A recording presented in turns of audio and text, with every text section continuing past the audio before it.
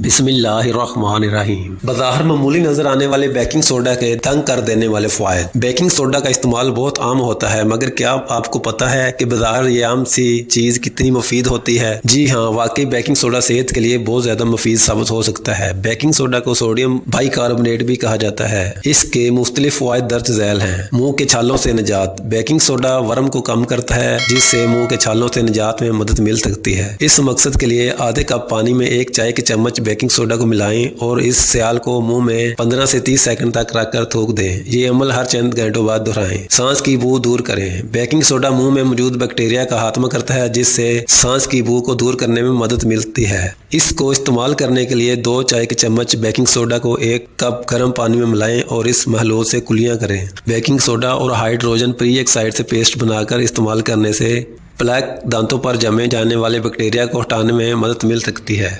खाने के 1 चम्मच बेकिंग सोडा को 2 खाने के चम्मच हाइड्रोजन पेरोक्साइड में मिलाकर पेस्ट बनाएं और इसे दांतों पर ब्रश करें। ब्रश करने के बाद पानी से अच्छी तरह कुलियां करें।